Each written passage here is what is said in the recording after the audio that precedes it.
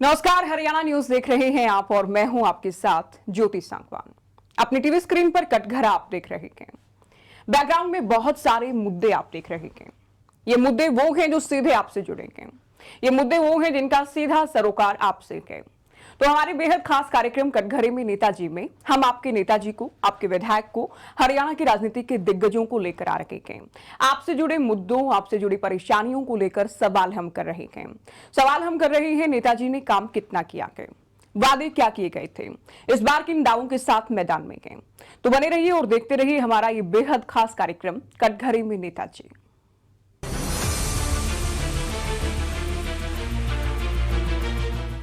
तो आज कटघरे में जिन नेता को हम लाने वाले हैं वो भारतीय जनता पार्टी से आते हैं। पलवल की जनता का विधानसभा में प्रतिनिधित्व करते हैं। जी आप समझ गए होंगे, पलवल से बीजेपी विधायक दीपक मंगला आज कटघरे में आने वाले हैं, इस खास कार्यक्रम के खास मेहमान हैं। दीपक जी, बहुत स्वागत है आपका हरियाणा न्यूज पर। हम चाहेंगे कटघरे में आप आए, पलवल की जनता के जो मुद्दे थे, जो वादे आपने पिछली बार किए थे, उन्हें कितना पूरा कर पाए, क्या परेशानियां हैं और कितनी परेशान है पलवल की जनता। सवाल पलवल की जनता के हैं, हम एक जरिया बन रहे हैं, हम एक माध्यम बन रहे हैं, आपसे सवाल होंगे। तैयार हैं आप?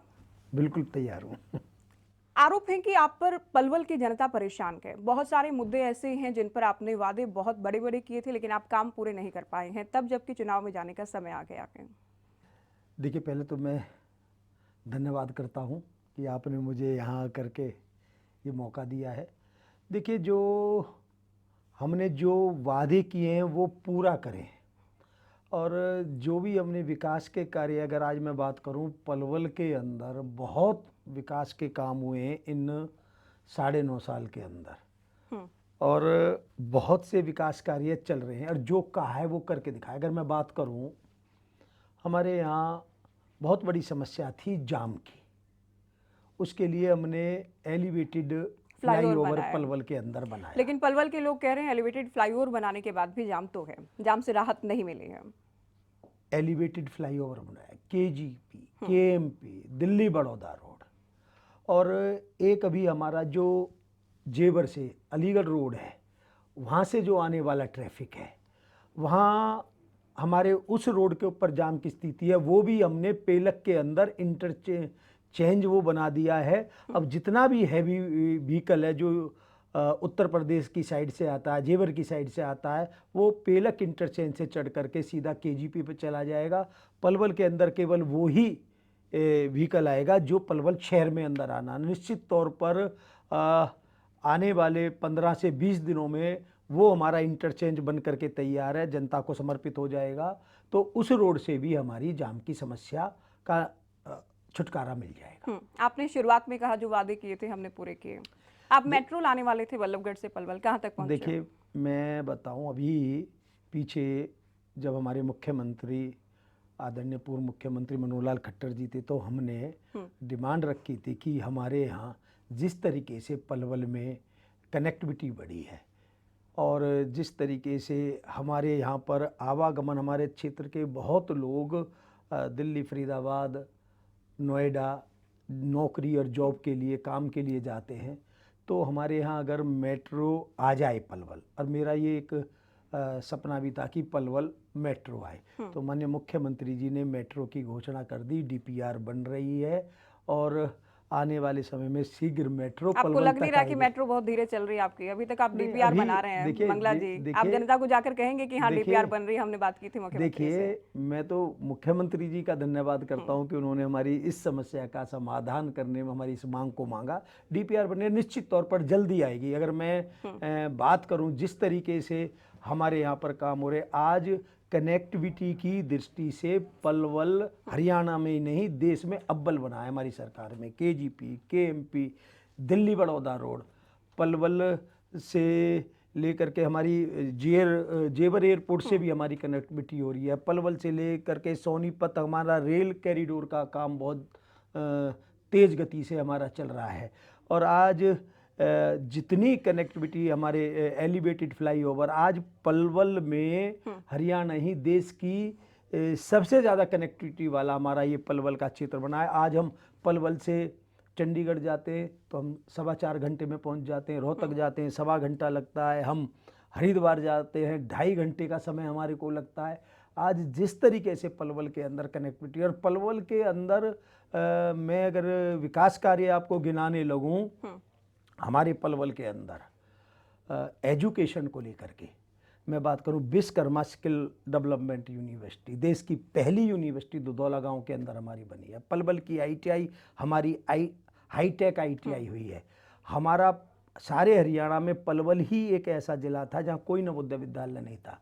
आज हमारा रसूलपुर गांव में 30 एकड़ में नवोदय विद्यालय बन करके तैयार हो करके कई सालों से हमारा चल रहा है। जब आप तैयार होने की बात या चलने की बात करते हैं कि चल रहा है, अस्पताल परिसर में एक नर्सिंग कॉलेज लड़कियों का शुरू होना था। हुड्डा साहब शायद शुरुआत भी कर गए थे। 10 साल से आपकी सरकार के दीपक जी, अभी तक शुरू नहीं हो पाया क्या? देखिए, जो हमारा अस्पताल प्रबंधन का जो स्टाफ है वो बैठता है कॉलेज में, आप जानते हैं क्यों हुआ ऐसा? मैं अब क्यों नहीं कर पाए? जवाब दे रहा हूँ। हमारे यहाँ जो पलवल के अंदर सरकारी हॉस्पिटल है, उसके अंदर पहले का आप रिकॉर्ड देखिए, वहाँ पर 8 से 10 डॉक्टर हुआ करते थे और केवल एक्सीडेंट के केस आते थे या झूठी MLR कटती थी। हमारे इन 9.5 साल में आज 55-56 डॉक्टर हैं। 2000 से ज़्यादा की हमारी OPD है। आज हमारे यहाँ CT स्कैन भी है। आज हमारे यहाँ डायलिसिस, पलवल के लोग देख रहे हैं, वाकई है ऐसा? आज हमारे 10 डायलिसिस की हमारे यहाँ मशीन है। आज हमारा अपना ऑक्सीजन प्लांट है। आज हमारा प्री मेच्योर बच्चों की नर्सरी आप जाकर के विजिट करिए। हमारी बहुत शानदार हमारी नर्सरी है। अगर मैं बात करूं, ब्लड सेपरेशन की मशीन हमारे यहाँ लग चुकी है। बहुत कुछ परिवर्तन आया। और जो नर्सिंग कॉलेज की बात है, तो अभी हमारे पलवल में पेलक गांव के अंदर हमारा मेडिकल कॉलेज बन रहा है। उसमें हमारी नर्सिंग कॉलेज की भी घोषणा की है हमारे माननीय मुख्यमंत्री। वो नर्सिंग कॉलेज क्यों नहीं शुरू किया गया?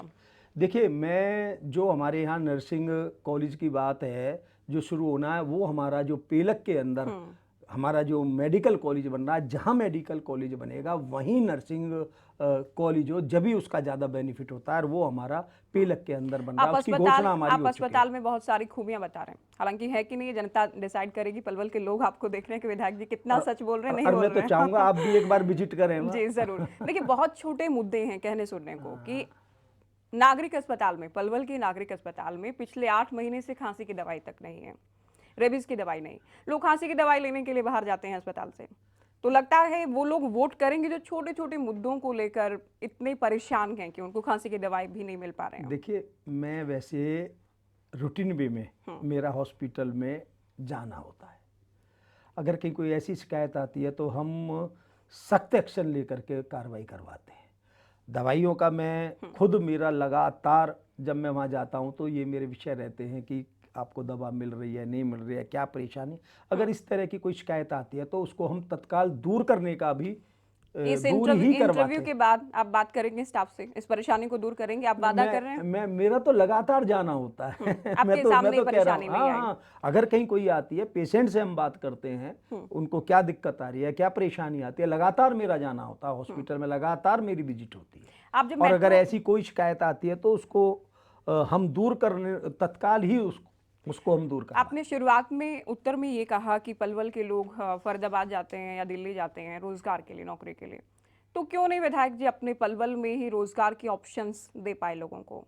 उद्योग की बात करें, नई कंपनियों की बात करें, देखिए, क्यों नहीं कर पाए? देखिए, मैंने कहा कि एक बहुत बड़ी उपलब्धि विश्वकर्मा स्किल डेवलपमेंट यूनिवर्सिटी, ऐसी यूनिवर्सिटी जो बच्चा उसमें कोई भी कोर्स करेगा, वो हमारी सरकार में घोषणा हुई, हमारी सरकार में बन करके तैयार हो गई। मैं तो चाहूँगा आप भी वहाँ एक बार विजिट करें। और वहाँ जो हमारे 10वीं पास, 11वीं पास, 12वीं पास, ग्रेजुएट, पोस्ट ग्रेजुएट बच्चों, उनके लिए बहुत कोर्स हैं। और कोर्स के साथ उनको रोज़गार के बहुत उनको अवसर मिल रहे हैं। मैं तो ये बात दावे के साथ कहता हूँ कि हमारे बेरोज़गार युवाओं के लिए ये यूनिवर्सिटी एक वरदान है। और उस यूनिवर्सिटी के अंदर अभी तो वो यूनिवर्सिटी शुरू हुई है, उसमें बच्चे कोर्स करके रोज़गार के अवसर उनको मिल रहे हैं। मैं ये तो नहीं कहता कि सबको सरकारी नौकरी मिल रही है, लेकिन प्राइवेट रोज़गार के या खुद का वो अपना कोई भी अपना काम करके, कोई भी अपना व्यवसाय करके वो रोज़गार के साधन उनको मिल रहे हैं। और जहाँ आपने बात की तो मैंने ये बात विधानसभा में भी रखी थी कि हमारे इस पलवल के अंदर कोई ना कोई औद्योगिक इकाई आनी चाहिए। तो उस समय हमारे प्रदेश के पूर्व मुख्यमंत्री माननीय मनोहर लाल खट्टर जी थे, तो हमारे यहाँ केएमपी के साथ साथ 1210 एकड़ में 5 औद्योगिक नगर बसाने की घोषणा हुई है और उन पर काम चल रहा है। कहाँ तक पहुंचा वो काम? पर वो उस पे काम चल रहा ये है। लग नहीं रहा कि कछुए की गति से काम चल रहा है। चुनाव तो 5 साल में आ जाते हैं, लोगों के बीच आप जाते होंगे, लोग सवाल करेंगे आपसे, ये काम चलता ही रहेगा या होगा भी पूरा? देखिए, ये काम ऐसे होते हैं, इन कामों में समय लगता है। ये औद्योगिक इकाइयाँ बनना, IMT आना, इसमें समय तो लगता है और वो काम हमारा हो रहा है और वो काम हमारा चल रहा है। और निश्चित तौर पर ये बात मैं दावे के साथ कहता हूँ, हमारे पलवल के अंदर बेरोजगार युवाओं के लिए रोजगार के साधन उपलब्ध होना नहीं। आज तक मैं आपको बात बताऊं, पहले यूनिवर्सिटी वहाँ हुआ करती थी जहाँ के मुख्यमंत्री हुआ करते थे। आज हमारे पलवल में, हमारे पलवल के मुख्यमंत्री नहीं है, उसके बाद हमारे यहाँ पलवल के अंदर यूनिवर्सिटी आई है। रोजगार के साधन हमारे बेरोजगार युवाओं को मिल रहे हैं। तो ये बहुत बड़ा परिवर्तन। तो आप ये कह रहे हैं बदलाव है, एक परिवर्तन है। बहुत बड़ा परिवर्तन। आपने कनेक्टिविटी की भी बात कही, आप तारीफ करते हैं केजीपी के एमपी की, लेकिन लगता है क्या दीपक मंगला को क्रेडिट मिलेगा या गडकरी जी को मिलेगा उसका? आपके तो लोगों से, चूंकि हम बात करते हैं, हम होमवर्क करते हैं, हम रिसर्च करते हैं, हम सीधे बात करते हैं, जिसमें लोग ये बताते हैं कि लिंक रोड भी टूटे हैं, गाँव को जोड़ने वाली, दूसरे गाँव से जोड़ने वाली सड़कें टूटी हैं, लोकल जो सड़कें हैं उनका हाल बेहाल है। तो आपको नहीं लगता कि जवाब आपको उन सड़कों को लेकर देना होगा? देखिए, लगातार हमारे यहाँ जो सड़कें हैं उनके लिए लगातार हम उन सड़कों की मरम्मत होने के लिए लगातार हमको पैसा मिल रहा है, लगातार वो ठीक भी हो रही हैं। और हम इस बात के लिए काम नहीं करते कि उसका क्रेडिट किसको मिले, किसको क्रेडिट ना मिले। हमें इस बात का वोट तो लेने हैं, जब लोग खुश इस होंगे, बात का क्रेडिट होता देंगे है तो वोट कि भी भाई देंगे। जनता के लिए दिक्कत ना हो, जनता के लिए तकलीफ ना हो, और उसको लेकर के हम काम कर रहे हैं। बहुत रोडों पर हमारे बन करके तैयार हो गए हैं, बहुत रोडों पर हमारा काम चल रहा है। और इन रोड्स के साथ साथ पानी निकासी को लेकर के हमने किया हुआ है। जैसे कि हमारा जो पलवल शहर है, वहाँ बहुत बड़ी समस्या थी कि वहाँ सीवरेज सिस्टम हमारा ठीक नहीं था। हमारे यहाँ सीवरेज ट्रीटमेंट प्लांट 2011 में पलवल में आवश्यकता 20 MLD की थी, लेकिन था सीवरेज ट्रीटमेंट प्लांट केवल 10 MLD का। 2011 के बाद हमारी कोई भी अगर सीवरेज की लाइन डली तो वो कनेक्ट नहीं होती थी। 2014 में हमारी सरकार बनी, हमने 2016 में सीवरेज ट्रीटमेंट प्लांट के लिए अमृत योजना के तहत 189 करोड़ रुपया सरकार से लिया। उसका हमारा काम बन करके हो करके तैयार हो गया। आज हमारा सीवरेज ट्रीटमेंट प्लांट जो पहले हमारा 9 MLD का सीवरेज ट्रीटमेंट करीब प्लांट था, 189 करोड़, हम 200 करोड़ लगा लेते हैं कि आप लोगों ने 200 अच्छी नीयत के साथ किया, लेकिन जल भराव की समस्या अब भी है। देखिए, जल भराव परेशानी खत्म नहीं हुई। देखिए, जल भराव की समस्या में बहुत बड़ा फर्क आया है। अब की बार बारिश आई, पानी तो भरा, लेकिन पानी तुरंत निकला। हमने जगह हमारे पास तो तस्वीरें आई हैं जल भराव की। देखिए, वो तो अगर आप देखिए, बरसात आएगी तो बरसात आएगी, पानी भरेगा, वो अच्छे जगह भी भरता है, लेकिन उसको निकलने में समय लगता है। और उसको लेकर के हमने जिस तरीके से हमने काम किया है, पलवल में पानी की निकासी हो, उसके लिए हमने एक मास्टर प्लान बनाया है और उस पर काम चल रहा है और अच्छे तरीके से काम कर रहा है, अच्छे तरीके से काम चल रहा है। हाँ, एक पलवल के अंदर एक बड़ी भारी दिक्कत, धीरे धीरे पलवल का हमारा पानी खारा हो रहा है। अगर मैं बात करूं गाँवों में, पीने के पानी की समस्या है। अगर मैं बात करूं तो हमने गाँवों के अंदर हमारी रैनीवेल योजना के तहत हमने पलवल के जो हमारे विधानसभा क्षेत्र के गांव हैं, हमारे पलवल के गांव हैं, हमने रैनीवेल योजना के तहत मीठे पानी की लाइन दिया। लेकिन पलवल शहर के अंदर हमारे यहाँ जो पानी खारी हो रहा है, तो उससे हमारी पीने के पानी की समस्या के लिए दिक्कत आई है। वो भी हमने पलवल को रैनीवेल योजना से जोड़ने पर हमारा काम तेज गति से हमारा शुरू हो गया है। जल्दी उसका टेंडर लग जाएगा। पीने के पानी की समस्या का भी हमारे यहाँ पलवल से इसका निदान होगा। इसमें बहुत तेज गति से हमारा काम। जल भराव की हमने बात की, सड़कों की बात की, साफ सफाई को लेकर बात करते हैं एमएलए साहब। करीब 85 लाख रुपए हर महीना खर्च होते हैं, लेकिन जब रैंकिंग की बात आती है सफाई को लेकर तो पलवल फिसड्डी रहता है, क्यों? नहीं, देखो, अब तो रैंकिंग में भी काफी हमारा पलवल सुधरा है। देखिए, मैं जो ये सफाई कितना सुधार देख रहे हैं आप? देखिए, मैं सफाई की बात करूं, अगर इसको हम केवल इस नज़रिए से देखेंगे कि केवल सफाई कर्मचारियों की ही ड्यूटी है, इसमें नहीं, इसमें देखिए आम जनमानस का सहयोग जरूरी होता है। और मैंने जो महसूस किया है, आज हमारे यहाँ डोर टू डोर कलेक्शन हो रही है, पहले हमारे यहाँ नहीं होती थी। लोगों के अंदर हमारी बहुत सामाजिक संस्थाओं का हमें पॉजिटिवली सहयोग अब मिल रहा है। अभी मैं एक हमारा मीनार गेट से हम बस अड्डे रोड पर जाते हैं, तो मैंने वहाँ देखा और जगहों के मुकाबले वहाँ अच्छी सफाई। तो मैंने कहा कि भाई यहाँ कौन कर्मचारी काम करते हैं, एक बार उनको हम सम्मानित करने का काम करें ताकि प्रेरणा जाए। पर वहाँ मैंने एक बात जो और हमें वहाँ देखने को मिली, तो वहाँ के दुकानदारों ने खुद डस्टबिन लेकर के अपने वहाँ लगा रखे थे। कुछ दुकानदारों का सहयोग हो गया, कुछ सफाई कर्मचारियों का काम करने का ढंग हो गया। तो देखिए सफाई में अगर आम जनमानस का भी सहयोग मिलता है तो निश्चित तौर पर उसके रिजल्ट और अच्छे आते हैं। मैं तो आपके चैनल के माध्यम से भी यही अपील करूंगा जनता से कि वो भी सफाई के लिए अपना सकारात्मक सहयोग अगर करेंगे तो देखिए निश्चित आपकी तौर पर अपील हम अच्छी सफाई है, वॉलंटियरी लोग अगर करना चाहें तो बहुत अच्छा है। और लेकिन वो बहुत से कर लोग भी रहे हैं। बहुत से हमें लोग सोचते हैं कि विधायक जी कह रहे हैं चलिए अच्छी बात है, अच्छा सुझाव दे रहे हैं। बहुत से लोग सोचते हैं कि विधायक जी अपनी जिम्मेदारियां हम पर थोप रहे हैं, नहीं, नहीं, सरकार नहीं, काम नहीं नहीं, कर नहीं, पा रही, वो विधायक सहयोग काम नहीं नहीं कर मिल पा रहा। रहे, अलग अलग तरह की सोच है लोगों देखिए के। बहुत हमारे यहाँ ऐसी सामाजिक संस्थाएं जो लगातार सफाई को लेकर के जागरूकता का अभियान चलाती हैं। सफाई अभियान के पखवाड़े जिन्होंने शुरू किए हैं और उसका बहुत अच्छा रिजल्ट हमारे पलवल में आया। डोर टू डोर कलेक्शन का भी अब इतना असर हुआ है, लोग अपने कूड़े को इकट्ठा कर लेते हैं। डोर टू डोर कलेक्शन की गाड़ी आती है, उनके माइक से आवाज़ आती है, अपना कूड़ा डालते हैं, उससे फर्क पड़ा है, बहुत ठीक है, फर्क पड़ा। आप ये कह रहे हैं यमुना पर बैराज बनाने की बात है, कांग्रेस भी कह रही थी, आप लोग भी कह रहे हैं, तो केवल कहा जा रहा है काम करने की भी इच्छा इस पर? देखिए मैं इसमें मेरा ये ध्येय है कि पलवल के अंदर देखिए अभी तो खेती के पानी की दिक्कत हुई है, आगे आने वाले 20-30 साल में पीने के भी पानी की दिक्कत होगी।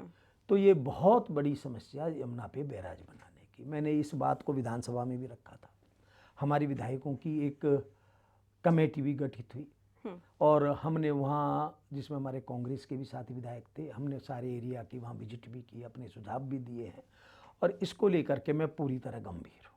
और मेरा आगे भी इसमें ये रहेगा कि यमुना पर बैराज बने। मंगला जी, क्या गंभीर होने से काम चलेगा? बैराज बनाने से काम चलेगा? देखिए उसको लेकर के क्योंकि आप जनता के बीच आप जाएंगे, रिपोर्ट कार्ड आपका तैयार कर चुकी होगी जनता, आप जाकर कहेंगे कि मैं गंभीर था बैराज बनाने के लिए, उससे तो काम नहीं चलेगा। नहीं गंभीर नहीं जी, हमने काम भी किया वहाँ मौके पे जाके, हमने विधायकों ने अधिकारियों की टीम को लेकर के वहाँ सारा सर्वे भी किया, अधिकारियों को रिपोर्ट दिया, माननीय मुख्यमंत्री जी को उसकी रिपोर्ट दी है, इरीगेशन मिनिस्टर से हमने उसमें बात की है, बड़े अधिकारियों से बात की है।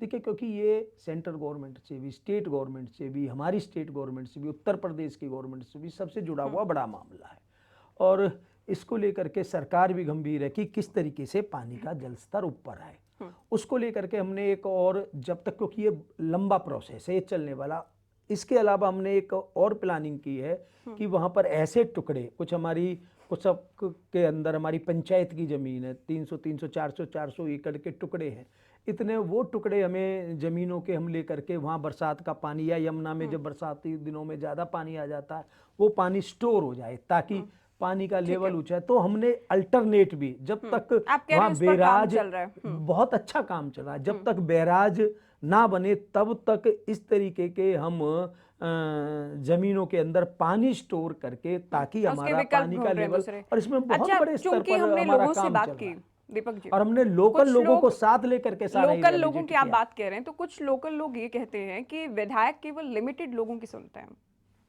सभी की नहीं सुनते हैं। देखिए कभी भी आप ये तो मैं नहीं कह सकता, लेकिन मुझे तो लगता है ये कहते हैं कि भाई जो भी आता है सबकी बात सुनते हैं। अब ये तो जो भी आता है, आप भी जाते हैं लोगों के बीच, नहीं बिल्कुल लगातार हमारा आवागमन रहता है, लगातार लोगों की बातें हमारे पास आती है, लगातार हम चाहते हैं कि उनकी समस्याओं का समाधान हो लगातार। और ये केवल अब नहीं है, ये तो शुरू से ही ये हमारी प्रक्रिया, चाहे हम सत्ता में हो चाहे हम सत्ता में ना हो, तो ये तो लगातार हमारी प्रक्रिया। 2014 में आप पार्षद बने, उस वक्त मुख्यमंत्री मनोहर लाल के राजनीतिक सचिव भी आप रहे।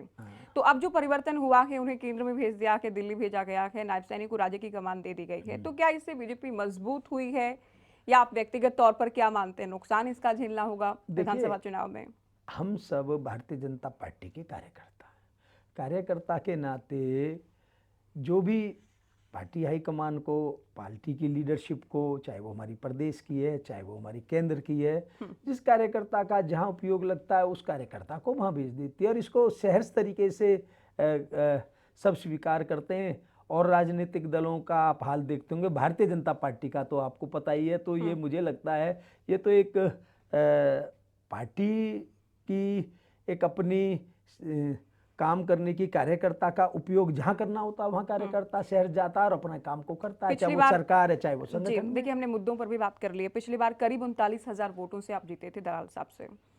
इस बार क्या उम्मीद कर रहे हैं? क्योंकि कांग्रेस तो ये कह रही है कि लोकसभा में हाफ कर दिया है, विधानसभा में साफ कर देंगे भारतीय जनता पार्टी को। तो अगर ये एंटी इनकम्बेंसी है, पलवल तक इसका कितना असर पहुंचा के? देखिए, जब से भारतीय जनता पार्टी की सरकार हमारे हरियाणा में बनी है, चाहे वहाँ सरपंचों के चुनाव हुए हैं, चाहे वहाँ ब्लॉक के चुनाव हुए हैं, चाहे वहाँ जिला परिषद के चुनाव हुए हैं, चाहे पलवल में नगर परिषद के चुनाव हुए हैं, चाहे कोऑपरेटिव के चुनाव हुए हैं, चाहे शुगर मिल के चुनाव हुए हैं, भारतीय जनता पार्टी ने हर चुनाव जीता है।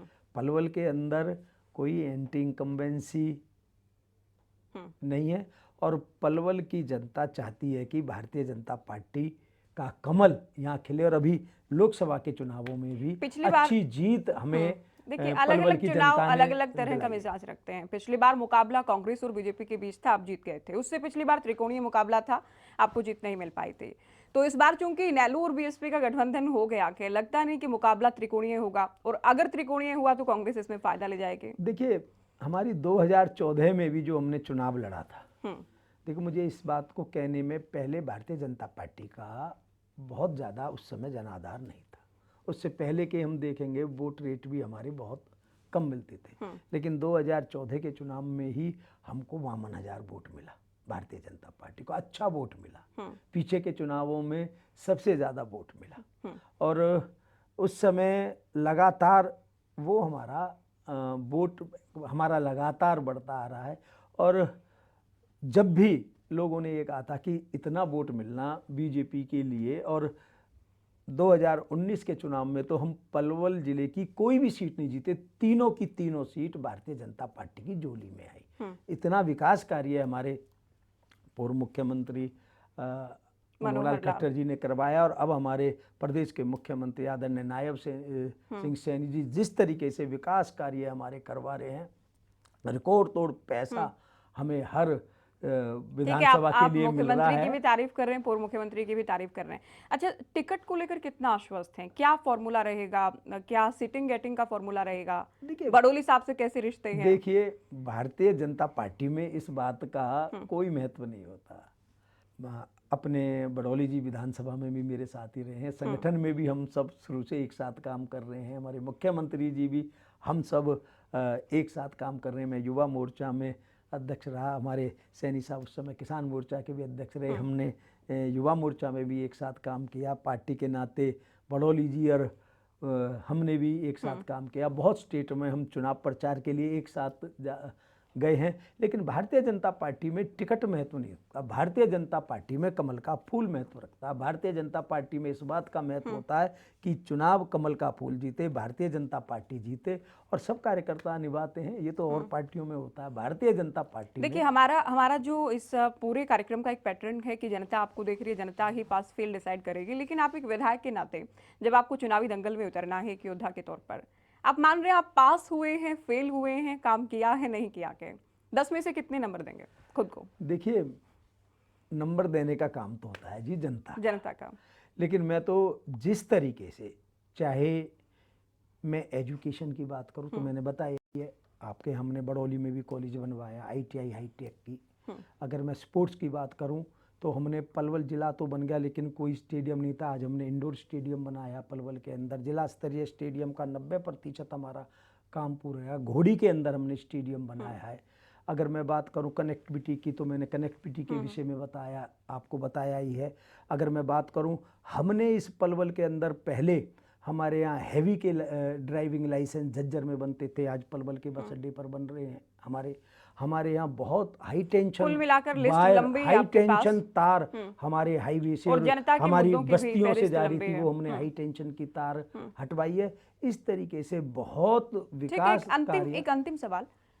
कांग्रेस से चूंकि प्रबल संभावनाएं तो ये है कि करण दलाल के मैदान में आएंगे। पिछली बार से कांग्रेस भी मजबूत नजर आ रही है, वो भी मजबूत दिख रहे हैं। कोई चुनौती मान रहे हैं आप, मुश्किल मान रहे हैं इस बार के देखिए, चुनाव को? भारतीय जनता पार्टी का कार्यकर्ता चुनाव लड़ता है, भारतीय जनता पार्टी का नीचे बूथ स्तर पे कार्यकर्ता चुनाव लड़ता है, और हमारे लिए चुनाव कभी भी हो जाए हम सदैव तैयार रहते हैं। भारतीय जनता पार्टी का एक एक कार्यकर्ता सैनिक बन करके, जैसे सैनिक सरहद पर खड़ा होकर के रक्षा करता है। चुनाव कभी भी आ जाए, और अभी पीछे के चुनाव हुए हैं, सारे आप चुनावों को उठा करके देखिए, भारतीय जनता पार्टी पलवल के अंदर सभी चुनाव जीती, और आगे विधानसभा का भी चुनाव भारतीय जनता पार्टी पलवल से कमल का फूल खिलेगा, भारतीय जनता पार्टी जीतेगी निश्चित तौर चलिए, पर इसके लिए जीतेगी। अग्रिम शुभकामनाएं आपको। बहुत शुक्रिया, आपने वक्त निकाला, कटघरे में आप आए और तमाम सवालों के जवाब आपने दिए।